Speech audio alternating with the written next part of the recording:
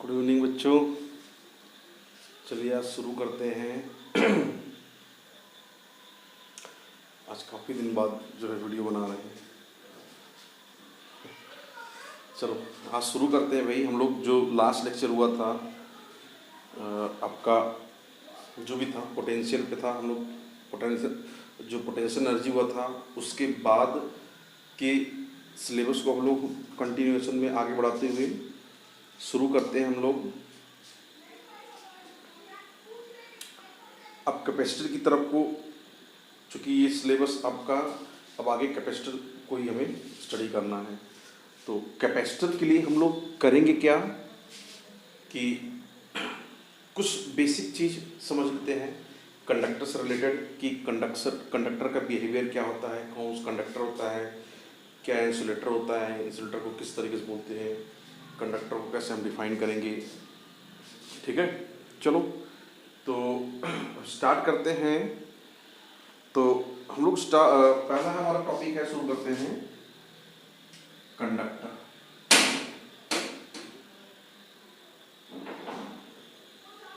Okay, तो conductor को start करने के लिए सबसे पहले हम लोग समझते हैं कि कंडक्टर होता क्या है।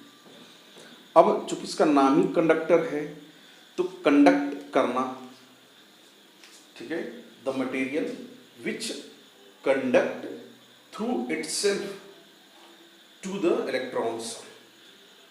ऐसे मटेरियल जो अपने थ्रू इलेक्ट्रॉन्स को पास कराएं, ठीक है, वो मटेरियल क्या कहलाएंगे आपके कंडक्टर। ओके, तो कंडक्टर को अगर आपको डिफाइन करना हो तो कंडक्टर को कैसे डिफाइन करोगे? ऐसे भी डिफाइन कर सकते हो या ऐसे भी कर सकते हो। When material place in an electric field, the electric charges passes through them is known as conductor. Like all metals, human body, water, alkaline, acids, etc. ठीक है, एंड व्हाट अबाउट इंसुलेटर? इसके जस्ट अपोजिट, इंसुलेट करना। ठीक है, अगर आप ऐसा बोलो कि ऐसे मटेरियल जो इलेक्ट्रिक चार्ज की फ्लो को इंसुलेट करे या उसे ब्रेक करे, that material is known as insulator. ठीक है, या कंडक्टर की बेस पे आप बता सकते हो the material, those material which place in an electric field and they do not allow to flow of charge through them is known as insulator, like glass, plastic, etc., wood, etc. Okay, तो अब हम लोग इसको लिखते हैं। Conductor आपका क्या है? The material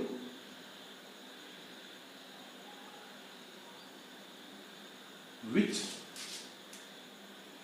is placed in an electric field, they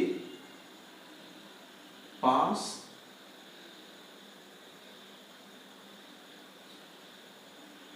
charges through them is known as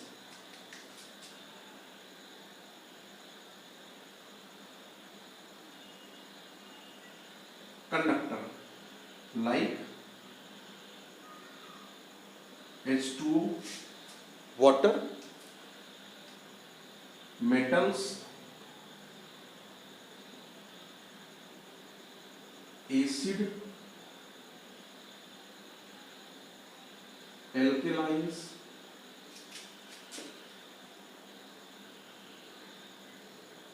human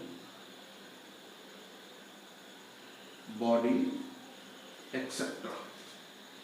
clear? ये हुआ आपका मेटल। ठीक है बच्चों, चलो अब नॉन मेटल इंसुलेटर लिखो जरा।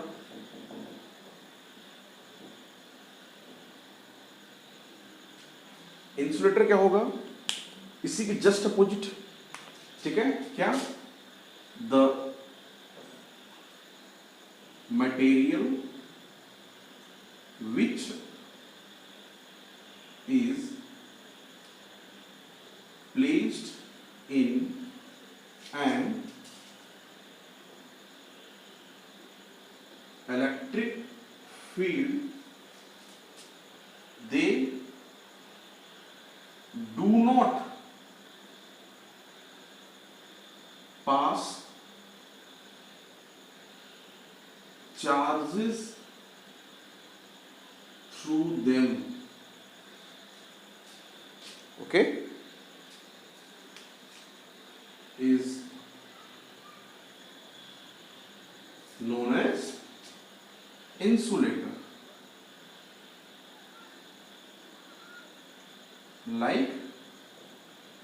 लाइक क्या भाई, अभी मैंने बोला वुड, ग्लास, प्लास्टिक एक्सेट्रा, लिख लो इसे, वुड, ग्लास, प्लास्टिक। अच्छा एक चीज और, हमने यहाँ पे H2O की बात की, ये H2O है भाई, ठीक है, नॉर्मल वाटर। अगर मैं यहाँ पे डीमिनरलाइज्ड वाटर की बात करूँ, that is comes into insulator, तो वो इंसुलेटर की कैटेगरी में आता है। यहाँ पे आप मिनरल वाटर लिख लो, एक्सेट्रा, ठीक है। तो जो मिनरल वाटर है ये भी आपके इंसुलेटर की कैटेगरी में आते हैं, ठीक है बच्चों। चलो भाई ये नोट करो।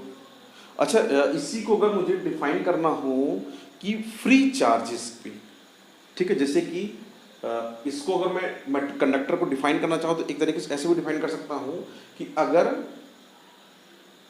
जो कि ऐसे मटेरियल जिसमें इलेक्ट्रॉन क्या होते हैं कि लूजली बाउंडेड होते हैं न्यूक्लियस के साथ, that is also known as insulator. क्यों? क्योंकि क्या क्या होता है भाई, जब हम उसके अक्रॉस इलेक्ट्रिक फील्ड लगाते हैं तो जो लूजली बाउंड इलेक्ट्रॉन्स होते हैं वे क्या करते हैं, उससे डिटैच हो जाएंगे। जब वो डिटैच हो जाएंगे तो क्या होगा कि वो फ्री हो जाएंगे, मोशन के लिए वो फ्री हो जाएंगे। तो क्या होगा कि वो कंडक्टर में आपके मूव करने लगेंगे इजिली, ठीक।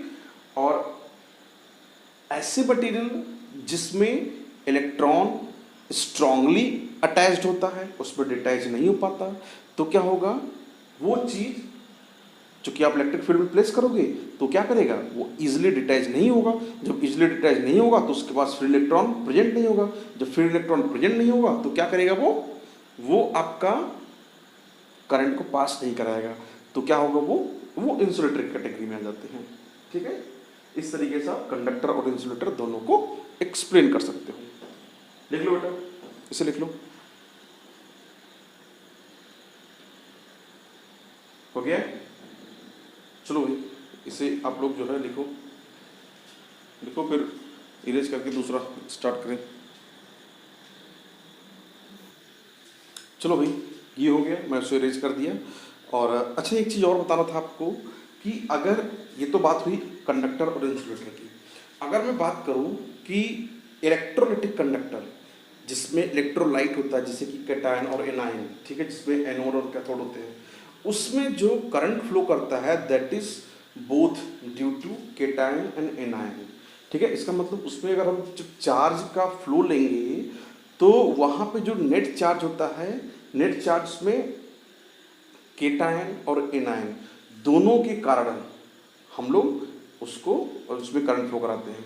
तो जब भी क्वेश्चन करेंगे, न्यूमेरिक प्रॉब्लम जब भी करेंगे तो उसमें हम लोग एनायन और कैटायन दोनों को काउंट करेंगे, दोनों को ऐड करके तब जाके हम लोग नेट चार्ज या नेट करंट की वैल्यू फाइंड करेंगे, ठीक है। चलो अब इसी के आगे हम लोग शुरू करते हैं। हमारा अगला टॉपिक है कि जो ये कंडक्टर होते हैं, कंडक्टर को अगर मैं किसी फील्ड में प्लेस कर दूं, किसी इलेक्ट्रोस्टैटिक फील्ड में प्लेस कर दूं तो इसका बिहेवियर कैसे होगा, इसके बारे में लिख लीजिए। ये है आपका behaviour of conductor in electric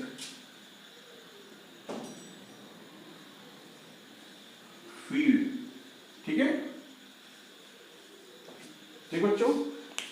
next heading लिखो आपका, अगर मैं किसी कंडक्टर को किसी इलेक्ट्रिक फील्ड में प्लेस कर दूं तो वो किस तरीके से बिहेव करेगा। इसमें भी आपके नीट और जेईई में क्वेश्चन बनते हैं, इस थ्योरी के बेस पे ध्यान देना है चीज। तो पहली प्रॉपर्टी है कि अगर आप किसी भी कंडक्टर को किसी भी इलेक्ट्रिक फील्ड में प्लेस करोगे तो उसके क्रॉस फील्ड की वैल्यू कंडक्टर के अंदर हमेशा इलेक्ट्रोस्टैटिक फील्ड की वैल्यू जीरो होगी। ठीक है, इसको बनाओ जरा, डायग्राम बनाओ, पहले लिख लो फिर बनाते हैं। If a conductor is placed inside a electric field, then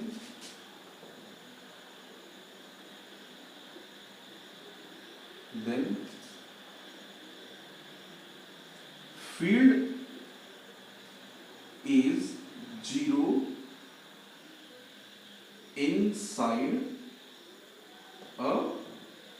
inside the conductor। ठीक है, इस तरीके से सपोज करो कि आप एक, ये आपके पास कोई कंडक्टर है, ठीक है, ऐसे प्लेस करो। अब चूंकि भाई आपको पता है कि अगर कोई कंडक्टर है, कंडक्टर के अंदर इलेक्ट्रॉन प्रोटॉन क्या होंगे भाई, ये नेगेटिव चार्ज पॉजिटिव चार्ज क्या होगा, ये मूव करेगा दोनों तरफ या रैंडमली कहीं मूव करेगा। सपोज करो आप एक इलेक्ट्रिक फील्ड को ऐसे प्लेस किए, एक इलेक्ट्रिक फील्ड ऐसे अप्लाई किए, ठीक है,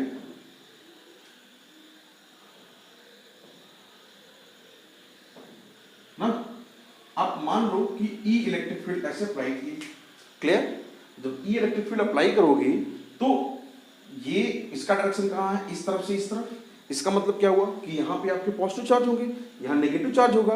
अब देखो जरा, अब चूंकि यहाँ पे ये पॉजिटिव चार्ज है तो इस कंडक्टर का जो इलेक्ट्रॉन होगा वो क्या करेगा, इस तरफ को ओरिएंटेड हो जाएगा। इस कंडक्टर के सारे इलेक्ट्रॉन कहाँ हो जाएंगे, इस तरफ को ओरिएंटेड होंगे, और प्रोटॉन ये चूंकि नेगेटिव चार्ज है तो पॉजिटिव चार्ज से इस तरफ को चले जाएंगे।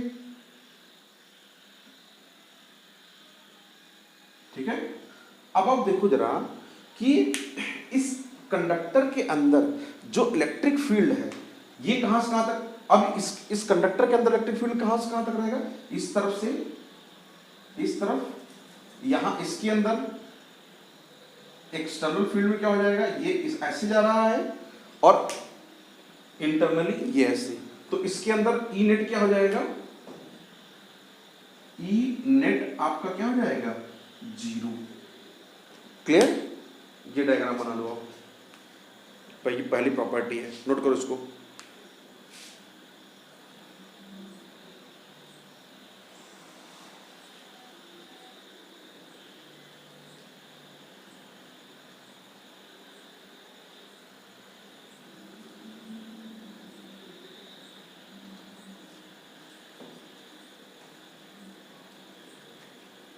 ठीक है, ये हो गया, इसे इरेज कर दें।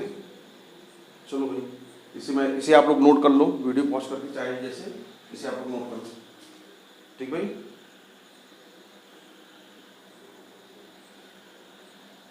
और सेकंड दूसरी प्रॉपर्टी है कि जैसे ही आप देखो जो कंडक्टर होता है, कंडक्टर के सरफेस पे जस्ट आउटसाइड जो फील्ड होगा, फील्ड की वैल्यू हमेशा उसके साथ नॉर्मल बनता है। ये मैं लिखवा चुका हूं फील्ड की प्रॉपर्टी में। दूसरा लिखो आप, just outside the surface of conductor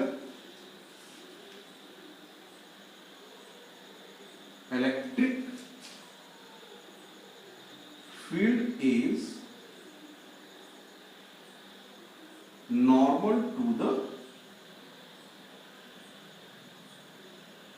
surface. Clear?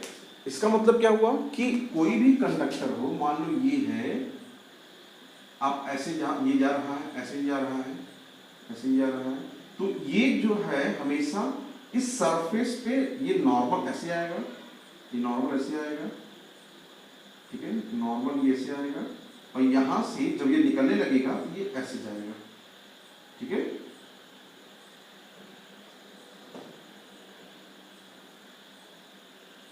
इस तरीके से, ठीक है। ये डिग्री, ये सॉरी, ये एंगल, ये एंगल, ये एंगल, ये एंगल, ये एंगल, ये एंगल, ये सब क्या हो जाएंगे, ये नॉर्मली एंटर करेंगे, नॉर्मली यहां से एग्जिट करेंगे, ठीक है।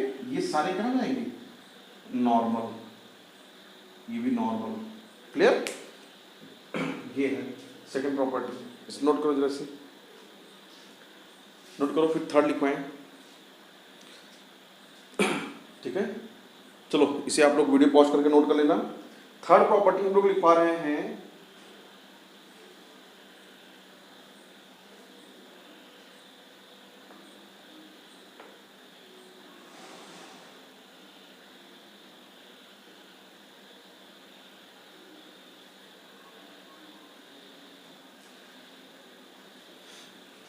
चलो ये मैं इरेज कर दे रहा हूं, आप लोग वीडियो पॉज करके लिख लेना।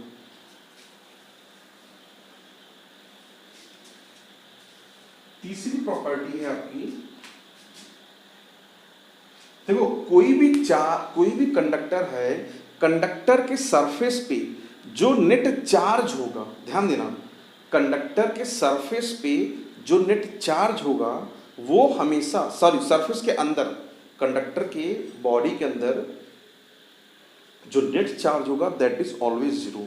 सरफेस पे चार्ज जो होता है हमेशा क्या होता है, वो सरफेस पे आता है। अच्छा क्यों आता है आपको पता है? मैं आपको चलो एक चीज और बताता हूँ, पहले लिख लो फिर बताता हूँ, उसको एक्सप्लेन करता हूँ। Net charge inside the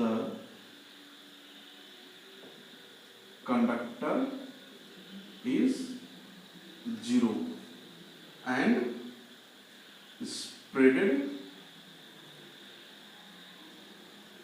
over the surface। लिखो जरा, देखो इसमें होता क्या समझ लो। जैसे कि ये आपका स्फीयर है, मतलब कोई भी स्फीयर, मतलब कि बेसिकली ये आपका एक कंडक्टर है, ठीक है। अब ध्यान दो जरा, ये जो कंडक्टर है, कंडक्टर पे अगर आप कुछ भाई चार्ज दोगे तो ये क्या करेगा, इसके सरफेस पे यूनिफॉर्मली स्प्रेड हो जाता है, ठीक है, ऐसा करके।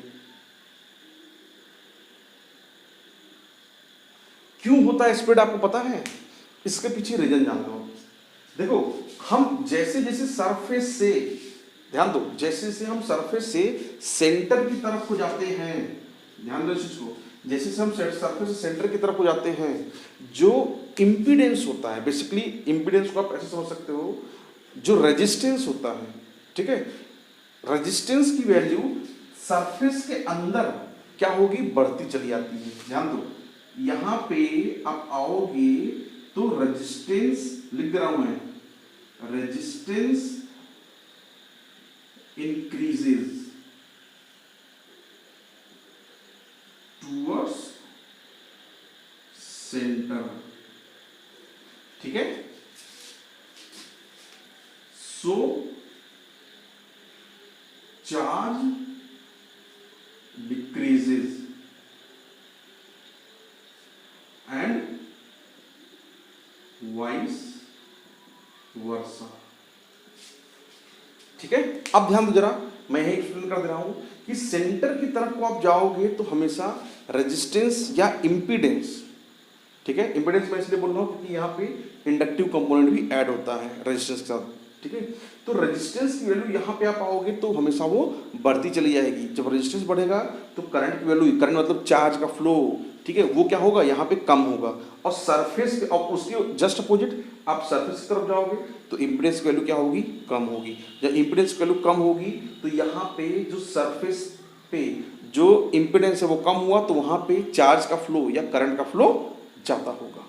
यही रीजन है, कि यहाँ पे सरफेस पे चार्ज मैक्सिमम होता है, सेंटर पे मिनिमम होता है। ठीक है, नोट करो भाई से, नोट करो, फिर चौथा पॉइंट लिखा है, नोट करो इसे, वीडियो पॉज करके नोट कर लो।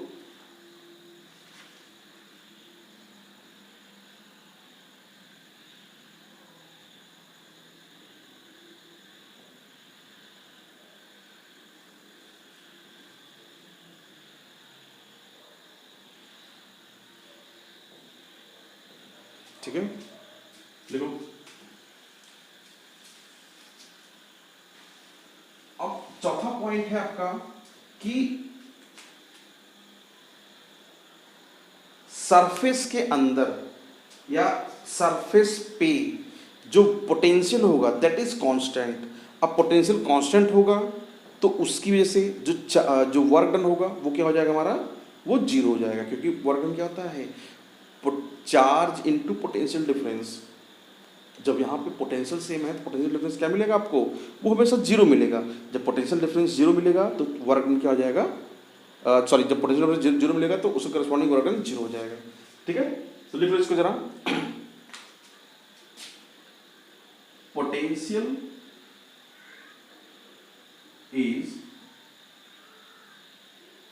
Constant inside and on the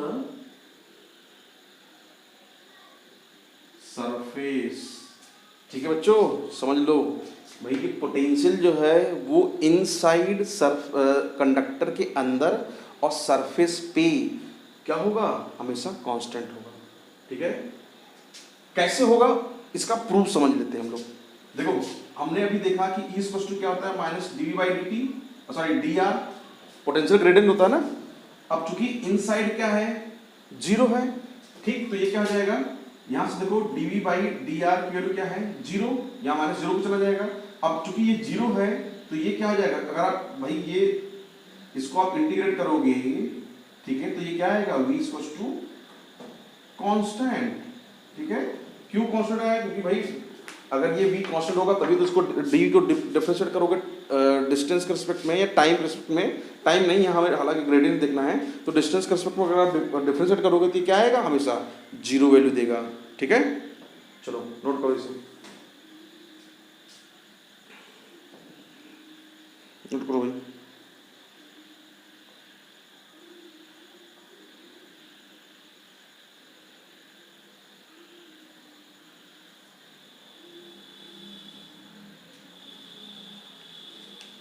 ठीक है, चलो ये इरेज कर दूं, आप लोग जो वीडियो पॉज करके नोट कर लो, मैं इरेज कर दे रहा हूँ। एक चीज और मुझे लिखवाना था, वो जेई पूछा था क्वेश्चन, चलो लिख लो। पांचवा पॉइंट है कि इलेक्ट्रिक फील्ड, ध्यान दो, किसी भी कंडक्टर के सरफेस पे जो चार्ज डेंसिटी होती है उसके डायरेक्टली प्रोपोर्शनल होता है इलेक्ट्रिक फील्ड। ठीक है, लिख लो इसको,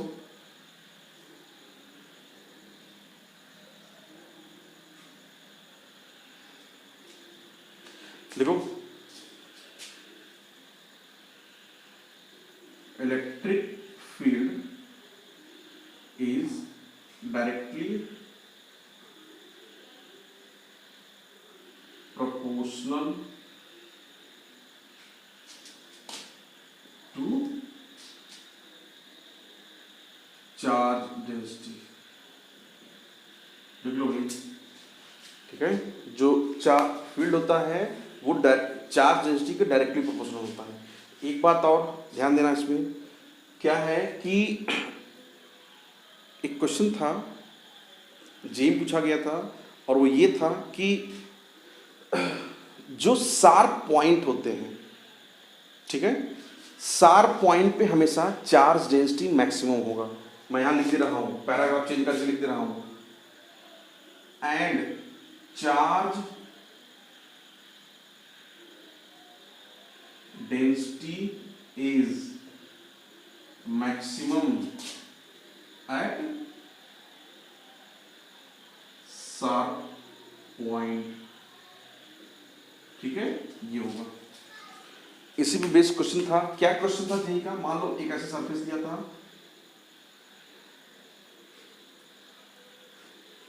ये पॉइंट था ए, ये पॉइंट था बी, ये पॉइंट था सी और ये पॉइंट था डी। ठीक है, यहां पे ए बी सी डी पे आपको मैक्सिमम चार्ज डेंसिटी बतानी थी। ठीक है भैया, हाँ चलो बोलो भाई क्या आएगा? मैक्सिमम चार्ज डेंसिटी कहाँ आएगी सबसे ज़्यादा? तो पहला ऑप्शन आप देखो, इस पे जो इसका जो सरफेस एरिया है इसके कंपैरिजन में लगभग बराबर या थोड़ा बहुत डेविएट हो सकता है, इसके कंपैरिजन में तो भाई ये कम है, तो यहाँ से इसकी और इसकी इन दोनों की चार्ज डेंसिटी तो ज़्यादा है। अब हम चलते हैं सी पॉइंट पे। सी पॉइंट पे जरा देखो आप, सी पे क्या बना रहा है? शार्प पॉइंट बना रहा है, शार्प टर्न बना रहा है, कॉर्नर बना रहा है। ठीक है, तो जो ये कॉर्नर बना रहा है, शार्प पॉइंट बना रहा है, तो यहाँ पे देखो जरा, जो फील्ड की वैल्यू, जो क्रॉस सेक्शनल एरिया है इस सी पॉइंट पे, वो क्या है? बहुत कम। अब जहाँ पे क्रॉस सेक्शन एरिया बहुत कम होगा तो वहाँ पे डेंसिटी क्या हो जाएगी? बढ़ जाएगी। जैसे पॉपुलेशन डेंसिटी, मतलब अगर हम यूपी में हैं तो यूपी की मैं बात करूँ तो यूपी में भाई एरिया कम है और नंबर ऑफ पीपल्स ज़्यादा हैं, तो एरिया कम है, नंबर ऑफ पीपल ज़्यादा हैं, तो क्या होगा? यहाँ पे आपकी डेंसिटी, पॉपुलेशन डेंसिटी बढ़ गई। वेस्ट बंगाल में चले जाओ, पॉपुलेशन बहुत ज़्यादा है, एरिया और कम है, यूपी से भी एरिया कम है। तो चूँकि अगर मैं देखूं कि नंबर ऑफ पीपल, तो number of people West Bengal में तो यूपी के मुकाबले कम है, बट वहाँ की जो एरिया है वो यूपी से बहुत कम है, इस वजह से उसकी पॉपुलेशन डेंसिटी, ठीक है, वहाँ की पॉपुलेशन डेंसिटी यूपी के कंपैरिजन में बहुत ज़्यादा है। ठीक है, इस तरीके से आप उत्तरांचल चले जाओ भाई, उत्तराखंड, वहाँ पे आप क्या देखोगे कि चूँकि पहाड़ बहुत हैं, घर बहुत दूर दूर हैं, एरिया बहुत है, डेंसिटी बहुत कम है, सॉरी एरिया बहुत ज़्यादा है और नंबर ऑफ़ पीपल बहुत कम है। जब नंबर ऑफ़ पीपल बहुत कम है, एरिया ज़्यादा है, तो क्या होगी? वहाँ की पॉपुलेशन डेंसिटी घट गई, वहाँ की पॉपुलेशन डेंसिटी कम है। ठीक है, तो डेंसिटी समझ में आया? डेंसिटी मतलब कि कोई भी चीज़ कितने पार्ट पे एग्जिस्ट कर रहा है, तो भाई यहाँ पे कम पार्ट पे ज़्यादा चीज़ एग्जिस्ट कर जा रहा है, इसलिए यहाँ पे डेंसिटी मैक्सिमम हो जाएगी। ठीक है, तो यहाँ पे चार्ज डेंसिटी मैक्सिमम हो जाएगी। ठीक है बच्चों, चलो ये वीडियो पॉज करके इसको नोट करो भाई, नोट करो, फिर चलते हैं आगे की तरफ। मैं कुछ पानी वानी पी लूँ, नोट करो कैसे बराबर।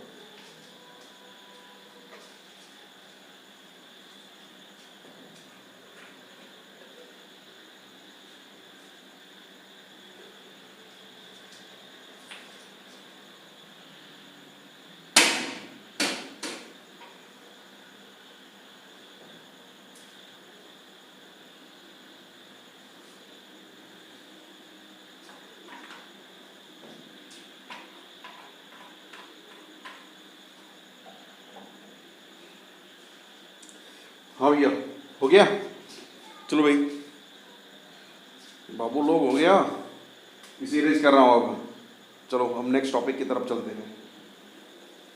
आप लोग वीडियो पॉज करके नोट करो भाई, धीरे धीरे नोट करते हो या तेजी से नोट करते हो ये तो मुझे नहीं पता, लेकिन नोट कर लेना आप। चलो, और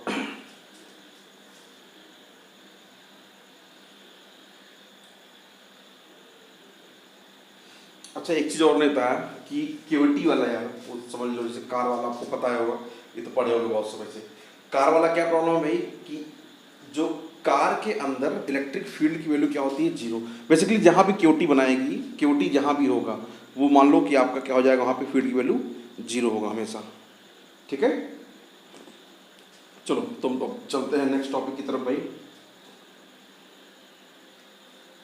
और नेक्स्ट टॉपिक आपका है, स्टार्ट करते हैं आगे। केविटी वाला हो गया है, हालांकि केविटी पे बहुत कुछ अभी भी और है, तो जो कुछ हुआ अभी केवीटी पे आप लोग कर लो बुक पे, 2-3 टॉपिक और है उसमें। बेसिकली है क्या कि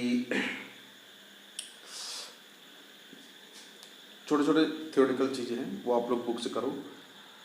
और अब हम लोग शुरू करते हैं आगे नेक्स्ट टॉपिक, क्योंकि लेक्चर को आगे भाई प्रोसीड करना है। और अब हम लोग शुरू करते हैं कैपेसिटेंस। ठीक है, सिलेबस को थोड़ा सा आगे बढ़ाएं जल्दी। कैपेसिटेंस एक्चुअली है क्या? ठीक है, नया टॉपिक आज शुरू करते हैं फ्रेश माइंड से।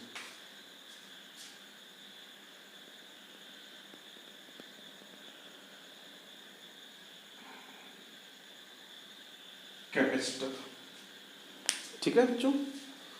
तो कैपेसिटर क्या होता है? अगर आपको कैपेसिटर को डिफाइन करना हो तो कैपेसिटर कैसे डिफाइन करोगे भैया?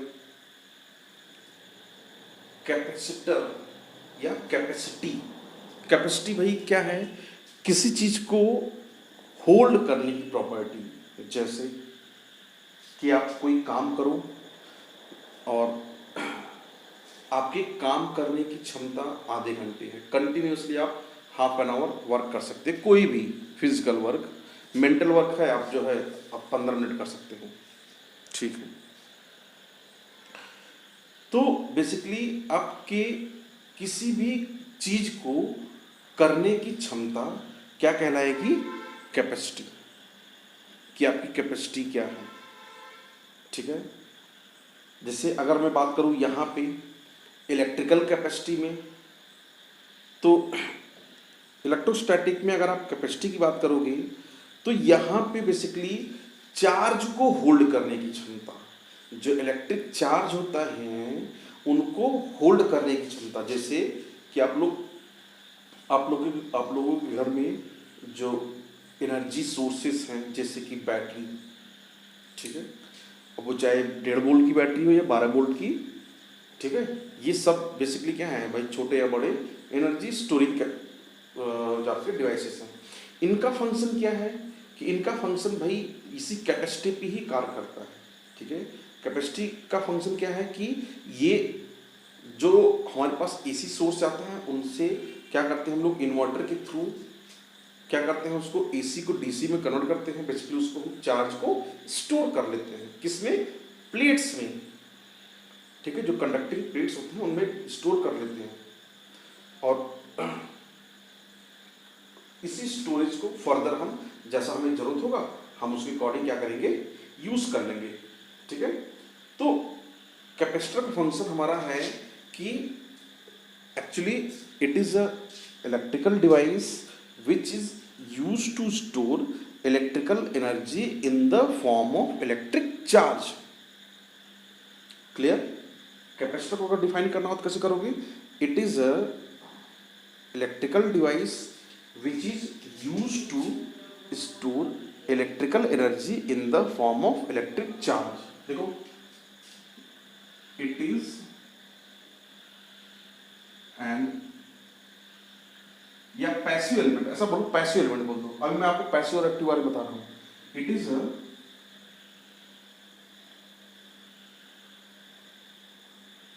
Passive element which store energy in the form of electric charge, ठीक है। कैपेसिटर एक ऐसा पैसिव एलिमेंट है जो कि एनर्जी को, इलेक्ट्रिकल एनर्जी को स्टोर करता है अपने अंदर, किस फॉर्म में? इस इलेक्ट्रिक चार्ज के फॉर्म में, ठीक है। ये है। अब आपको मैं बताता हूँ पैसिव एलिमेंट के बारे में। अच्छा, दो चीज होता है, एक तो एक्टिव एलिमेंट होता है, दूसरा पैसिव एलिमेंट। अगर मैं बात करूँ कि एक्टिव एलिमेंट की, तो एक्टिव एलिमेंट वो होते हैं, अगर मैं इलेक्ट्रिकल की लैंग्वेज बोलूँ कि एक्टिव एलिमेंट के बारे में, तो एक्टिव एलिमेंट वो एलिमेंट होते हैं जो एनर्जी को प्रोड्यूस कर सके, जो एनर्जी दे, जैसे कि आपके वोल्टेज सोर्स या करंट सोर्स, ठीक है, ये क्या होते हैं आपके, या बैटरी, ये सब क्या होते हैं आपके एक्टिव एलिमेंट होते हैं जो एनर्जी देते हैं। और इसके अपोजिट जो एनर्जी लेते हैं उनका काम क्या, वो किस कैटेगरी में आते हैं, वो आपके पैसिव एलिमेंट की कैटेगरी में आते हैं, ठीक है। तो जो एनर्जी को दे that is active element, and the element which takes energy is known as passive element. Clear? चलो, तो ये भी क्या कर रहा है, ये एनर्जी को ले रहा है और अपने अंदर होल्ड किए हुए है, किस फॉर्म में, इलेक्ट्रिक चार्ज के फॉर्म में, इसलिए ये पैसिव कंपोनेंट में आते हैं। रेजिस्टेंस क्या होते हैं, ये भी आपके पैसिव कंपोनेंट में आते हैं। इंडक्टेंस, ये भी आपके पैसिव कंपोनेंट में आते हैं। ठीक है बच्चों, चलो भाई, अब पानी पी लो भाई, ये रहा। तो अब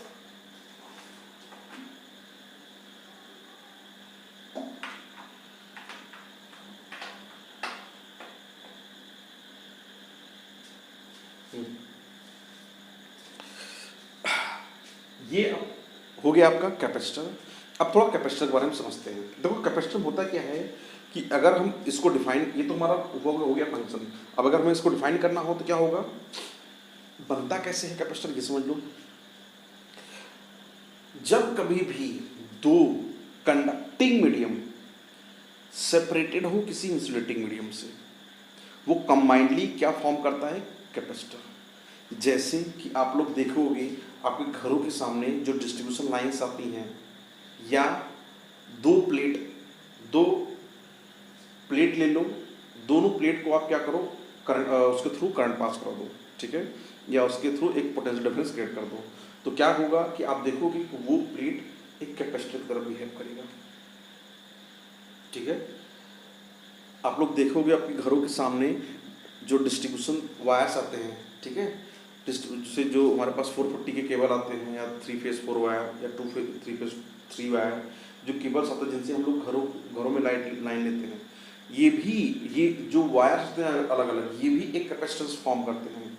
या जो ट्रांसमिशन लाइन भी आप देखोगे, ट्रांसमिशन लाइन्स होती हैं, उनमें जो वायर जाता है उसमें भी करंट फ्लो करता है, और उनके बीच भी देखो एयर होता है, तो वो भी एक कैपेसिटेंस फॉर्म करते हैं, ठीक है। ये सब हालांकि आप लोग यहाँ नहीं पढ़ोगे, ये सब आगे की चीज़ें हैं। अभी फिलहाल आप लोग यहाँ के बारे में सोचो। तो यहाँ क्या है कि लिखो, इसमें क्या आ जाएगा, when two conducting medium are separated by an insulating medium they combinedly form a capacitor. लिखो जरा इसमें, when to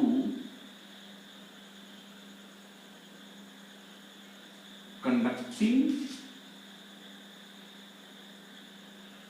medium are separated by an insulating medium, they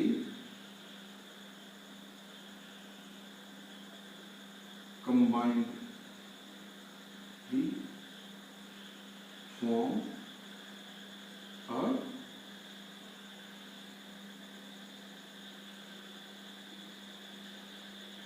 capacitor. ठीक है बेटा, क्या है इसका हिंदी, जब कभी भी दो कंडक्टिंग मीडियम किसी इंसुलेटिंग मीडियम से सेपरेटेड होते हैं, वे क्या फॉर्म करते हैं, कैपेसिटर। जैसे कि ऐसे, एक ये प्लेट, एक ये प्लेट, ठीक है, ये क्या होता है इसका सिंबल, ठीक है, ये क्या फॉर्म कर रहा है, कैपेसिटेंस, ये कैपेसिटर है, ठीक है। यहां पे ये भी और ये भी आपके क्या है, ये कंडक्टिंग प्लेट्स है, और ये क्या है आपका एयर, ठीक बच्चों, ये आपका एयर है ना। अब आपको भाई अभी आगे बात करते हैं, चलो इतना पहले लिखो, ये हो गया, वीडियो पॉज करके इसको लिखो भाई। ये हो जाए तो आगे इसके लिखते हैं कि अब जो कैपेसिटेंस है, ये कैपेसिटेंस इसकी जो वैल्यू होती है, ये तो हुआ, ये जो डिवाइस है इसको बोलते हैं कैपेसिटर, ध्यान देना, इसको बोलते हैं कैपेसिटर।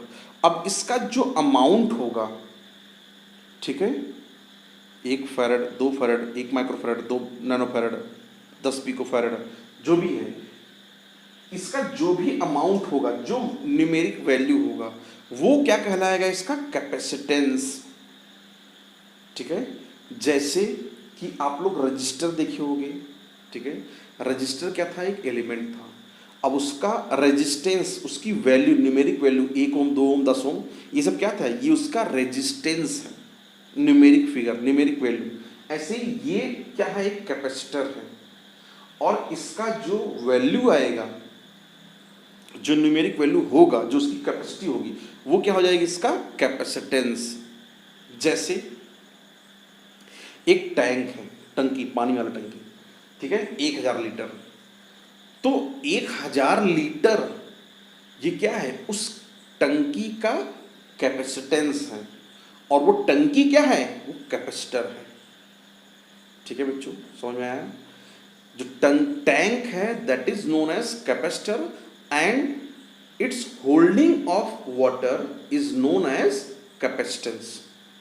तो 1000 क्या है इसका कैपेसिटेंस, और वो टैंक क्या है, एक कैपेसिटर है। ठीक है, एक्चुअली जो टैंक मैं बता रहा हूं ना, ये इसी कैपेसिटर का ही एनालॉगस है, मैकेनिकल एनालॉगस। ठीक है, चलो फिलहाल अभी से करते हैं। ये हो गया, ये हो जाए तो चले आगे। आप लोग वीडियो पॉज करके इसे नोट करो। ठीक है, चलो भाई, अब आगे मैं इसको और आगे एक्सप्लेन करूं तो क्या होता है कि जो ये कैपेसिटी होती, कैपेसिटेंस होता है, कैपेसिटेंस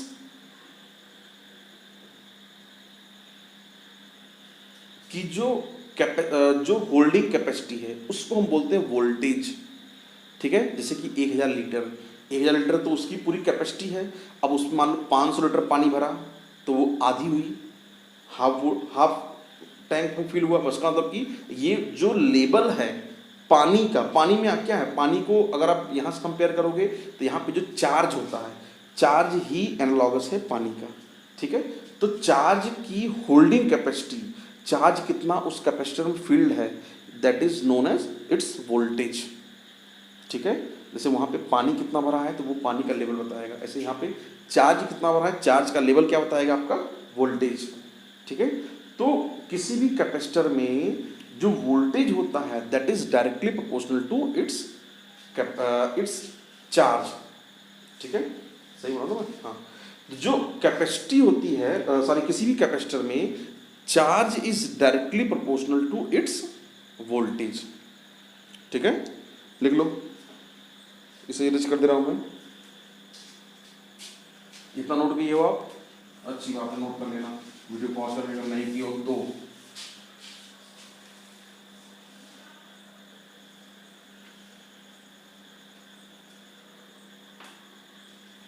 देखो क्या मैंने बोला कि ये, ठीक है, charge is directly proportional to potential difference across it. ठीक है, मतलब कि जितना आप चार्ज फिल करोगे पोटेंशियल डिफरेंस उतना बढ़ता चला जाएगा। जैसे आप किसी टैंक में जितना पानी भरोगे उसका लेवल उतना बढ़ता चला जाएगा। इस तरीके से Q is directly proportional to V and Q and the proportionality constant is C। ठीक है, C is equal to Q upon V। Clear, ये होता है। Here C is proportionality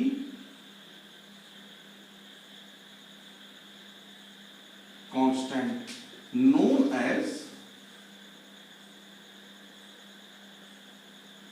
capacitance। ठीक है, इसी को हम लोग कैपेसिटेंस बोलते हैं। ठीक है, तो C का इसका यूनिट क्या हो जाएगा, चार्ज को हम लोग मेजर करते हैं कूलॉम में, वी वोल्टेज को, वी को वोल्टेज में, ठीक है। तो कूलॉम पर वोल्ट या फैराड, याद रखोगे इसको, फैराड ना। क्यू का यूनिट क्या होता है, कूलॉम पर वोल्ट और फैराड, ठीक है। इसको हम लोग एफ से भी शो करते हैं। फैराड क्यों शो करते हैं, क्योंकि देखो फैराड जो थे इन्होंने इसकी डिस्कवरी की थी, तो जिस उनके रिस्पेक्ट में इसका यूनिट पड़ गया आपका फैराड, ठीक है बच्चों। चलो इसे नोट करो। अब चूंकि जो फैराड होता है ये आपका बहुत बड़ा अमाउंट होता है, ठीक है, इसलिए हम लोग क्या करते हैं, एक छोटा अमाउंट लेते हैं, ठीक है। और वो छोटा अमाउंट क्या होता है, जो कि जनरली यूज किया, जैसे कि आप फैराड की बात करोगे तो एक फैराड का जो डायमेंशन होगा, डायमेंशन इतना बड़ा होगा कि आपके अर्थ के साइज का हो जाएगा वो, 1 फैराड या 1.5 फैराड इस तरीके से जो लोग, या तो उसका डायमेंशन बहुत बड़ा होता है। तो इस वजह से हम लोग जनरली क्या करते हैं, जो फैराड होता है, कैपेसिटर होता है, कैपेसिटर का जो यूनिट और जो हम लोग लेते हैं जनरली माइक्रो मिली, मतलब मिली तो बहुत बड़ा हो जाएगा, माइक्रो, नैनो, पीको, ऐसा। तो इसके कुछ कन्वर्जन्स भी हैं। 1 milli farad equals to 10⁻³ farad, 1 micro farad equals to 10⁻⁶ farad, 1 nano farad equals to 10⁻⁹ farad, 1 pico farad equals to 10⁻12 farad, ठीक है। ऐसे ही फेमेटो, एटो 15, 10⁻18 ये ऑर्डर रहेगा, लेकिन जनरली आपको यही काम आएगा, हर जगह बेसिकली आपको यही काम आएगा। इतना याद किए रहो, इतना सफिशिएंट है, ठीक है। तो 1 milli farad 10⁻³ farad, micro farad 10⁻6 farad, nano farad 10⁻9 farad, pico farad 10⁻12 farad, ठीक है। चलो भाई नोट करो इसको।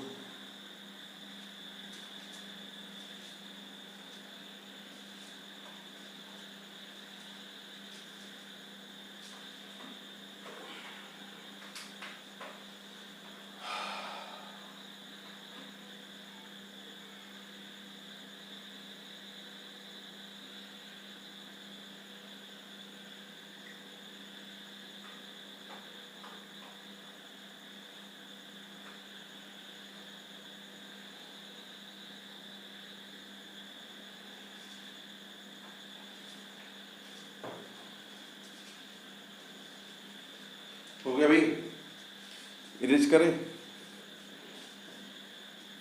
चलो ये अब इरेज कर रहे हैं, और आई होप आप लोग इसे लिख चुके होंगे, नहीं लिखो हो तो वीडियो पॉज करके नोट कर लेना, ठीक है बच्चों। चलो आगे चलते हैं।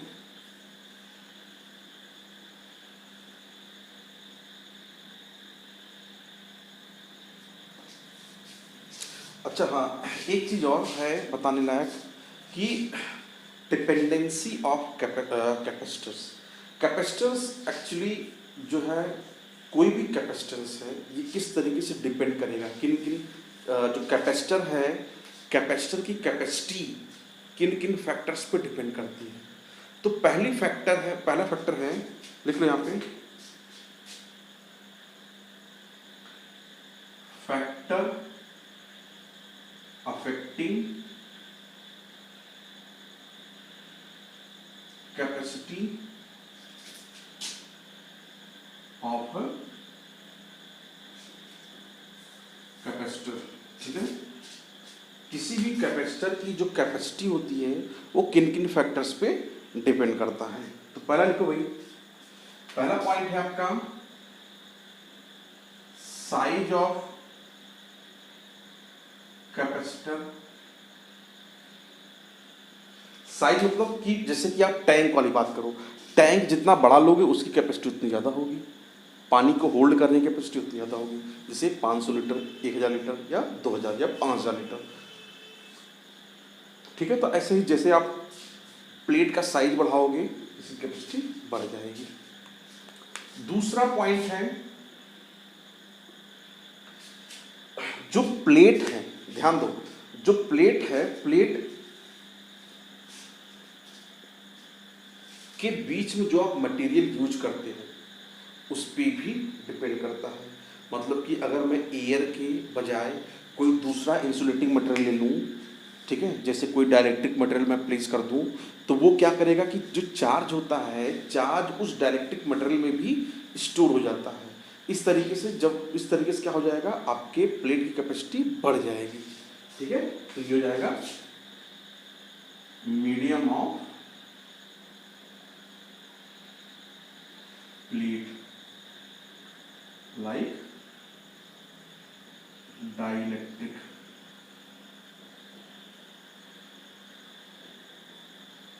मटेरियल। ठीक है भाई। तीसरा आपका है कि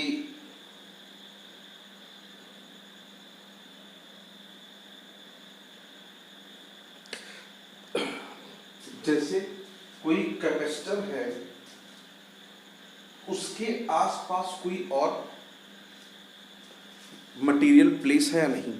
ठीक है, अगर आप वही चीज, जैसे कि आप ये देखो, जैसे कि हम लोग जो सीरीज में रेजिस्टेंस को जोड़ते थे ये सब, तो जो दो प्लेट हैं, दो प्लेट के पास में कोई तीसरा प्लेट तो नहीं है। ठीक है, तो इस तरीके से presence of other capacitors, other conducting material, ऐसा लिखो, प्रेजेंस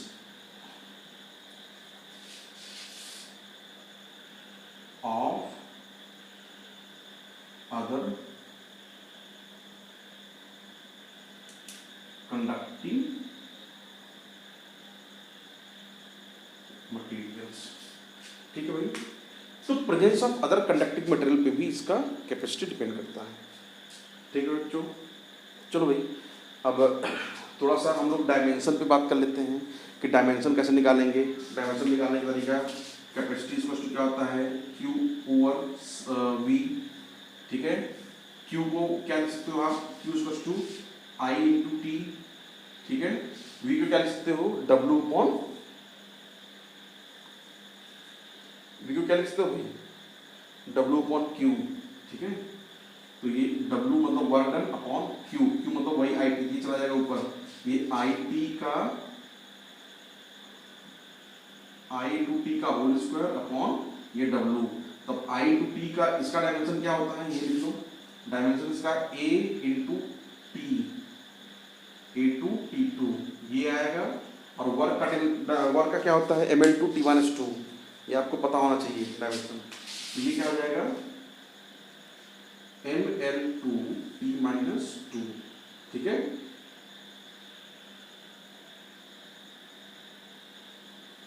इसको ऊपर लेके जाओगे तो ये क्या हो जाएगा भाई, ये आपका M-1 L-2 T+4 A2।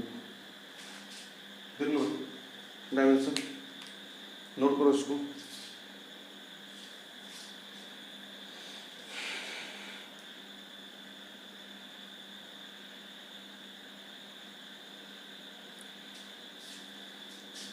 हो गया,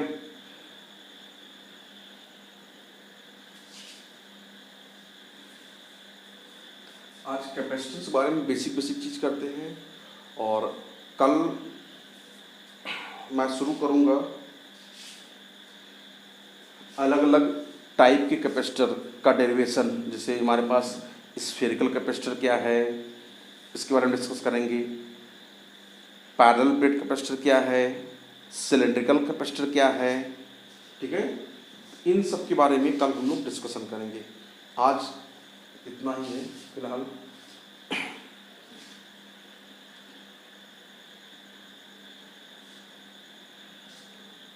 हो गया भाई, हो जाए तो उसे बता दो आप लोग, ताकि मैं आगे का भी कार्यक्रम शुरू करूँ। नोट करो फटाफट।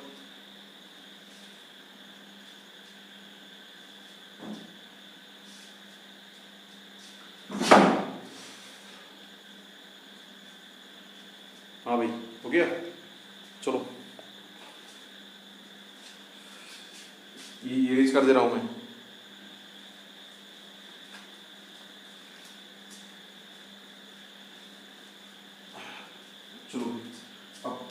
शुरू करेंगे आपका types of capacitor. Types basically उसके कंस्ट्रक्शन जो किस तरीके से वो बने होते हैं, कंस्ट्रक्शन टाइप।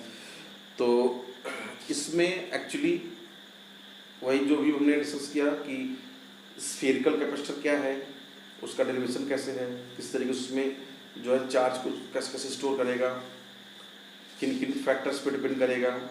फिर उसके बाद आपका पैरेलल प्लेट कैपेसिटर हम लोग देखेंगे। फिर उसके बाद देखेंगे कि जो सिलेंड्रिकल कैपेसिटर होता है वो क्या है। फिर स्फेरिकल कैपेसिटर की बात करेंगे ना। चलो, तो आज के लिए बस इतना करते हैं, बाकी कल मिलेंगे। और आप लोग भाई स्टडी को अपने कायम किए रहो, ब्रेक मत करो ना। चलो भाई, पढ़ाई करो मन लगा के। ओके, और चैनल को मेरे सब्सक्राइब करो, शेयर करो अपने फ्रेंड्स के साथ, जिससे ज़्यादा से ज़्यादा लोगों की हेल्प हो सके, जो भी मेरे लायक भाई सेवा हो। ओके, चलो बच्चों, गुड नाइट।